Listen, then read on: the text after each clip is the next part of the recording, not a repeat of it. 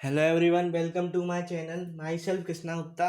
चलिए आज अपन पढ़ेंगे ग्राफ्स के बारे में। ठीक है, ग्राफ्स की जो अलग अलग इक्वेशन आती हैं, by directly proportional, by inversely proportional, मतलब ये तो एग्जांपल है। मैं आपको जो फॉर्मूले में लगा लगा के बताऊंगा। ठीक है, अपन बात करते हैं। जैसे मान लो अपन को y equals to m x की इक्वेशन किसी से कंपेयर करनी है या ग्राफ बनाना है, तो कैसे बनाएंगे? जैसे कि आप जानते होंगे, ये बहुत ही फेमस अपनी रिएक्शन है, आप केमिकल काइनेटिक्स में पढ़ते हैं।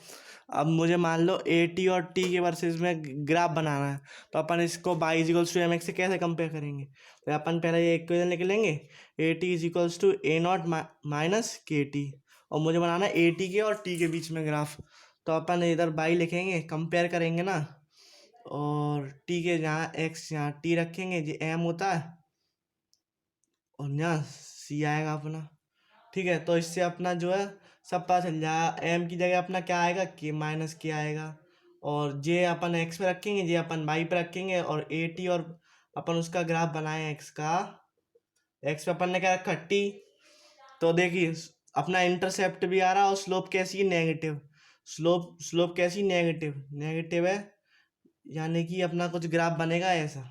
ठीक है, जे अपना क्या, जे अपना हो गया इंटरसेप्ट ए नॉट, और जे अपनी स्लोप हो गई माइनस एम, सॉरी माइनस के।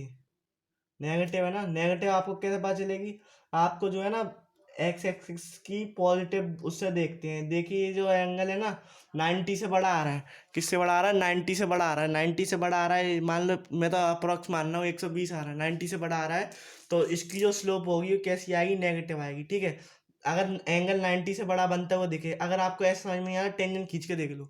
अगर आपको एंगल 90 से बड़ा बनता हुआ दिखे तो उसकी स्लोप कैसी होगी, नेगेटिव होगी। ठीक है, तो ये कुछ ग्राफ अपना ऐसा बनेगा ए टी वर्सेस टी का।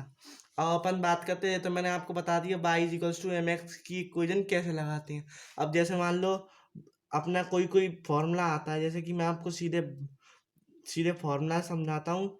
जैसे कि आप मान लें काइनेटिक एनर्जी और p square upon two m, तो आपने पढ़ाई होगा।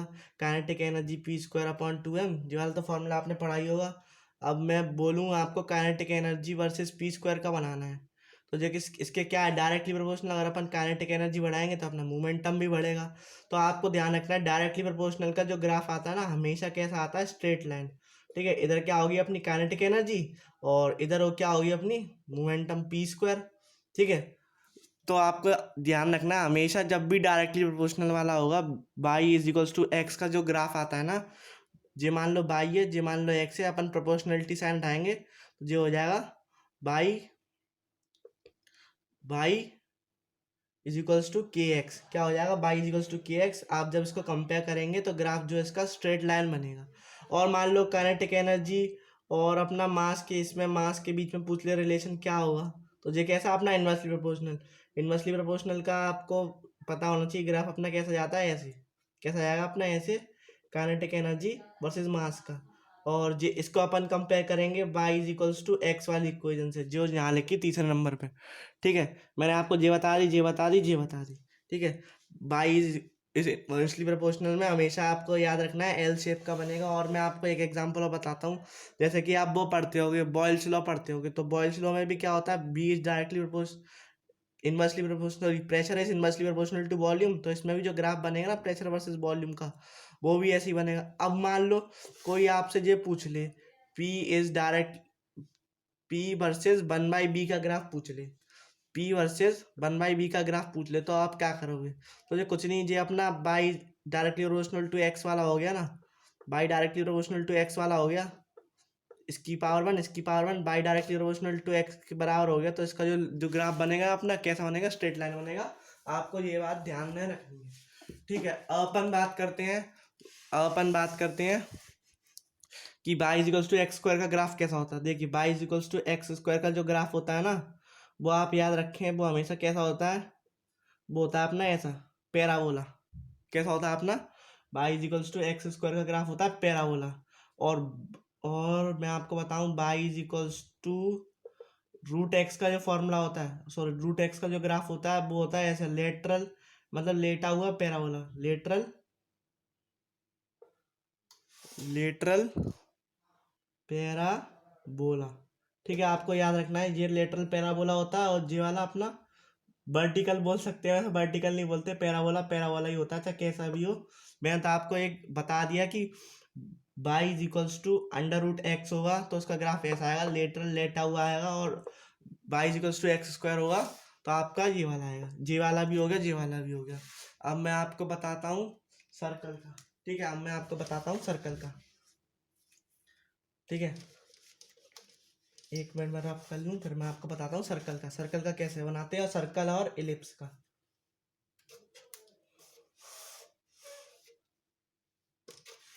ठीक है, अब मैं आपको बताता हूँ सर्कल का।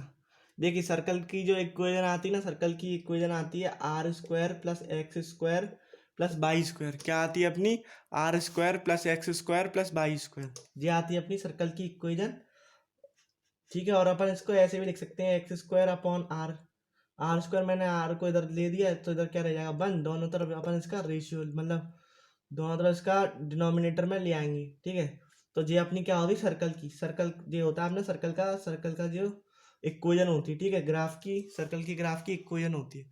ठीक है, और मान लो अपने ये वाली आ गई, x square upon a square plus y square upon b square is equals to one.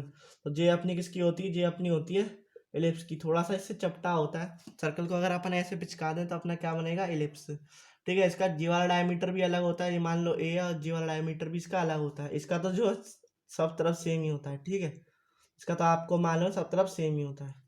ये बात हो गई अपनी एलिप्स की। एलिप्स का जो आता है, एलिप्स की इक्वेशन ये आती है। ठीक है, और सर्कल की आपको याद रखनी है, ये आती है। जो हो गई अपनी सर्कल की, ये हो गई अपनी इलिप्स की। इलिप्स की आप जो है ना उसमें पढ़ोगे ग्रेविटेशन, ग्रेविटेशन में पढ़ोगे। ठीक है, किस में पढ़ोगे आप? ग्रेविटेशन में। ठीक है, और मान लो और किसी का अपने को स्लोप निकालने आए तो स्लोप स्लोप कैसे निकालते हैं? किसी भी ग्राफ का स्लोप निकालते हैं अपन टेन थीटा से। जो टेन थीटा होता है ना, टेन थीटा क्या होगा? Perpendicular upon base. तो देखिए, जो इसका जी वाला पॉइंट है और जी वाला पॉइंट है, इन दोनों के बीच का अगर अपन डिस्टेंस निकालें तो देखो, ये तो अपना होगा डेल्टा एक्स, और जो होगा अपना डेल्टा वाई। तो टेन थीटा यहाँ से क्या आ जाएगा, delta by upon delta x.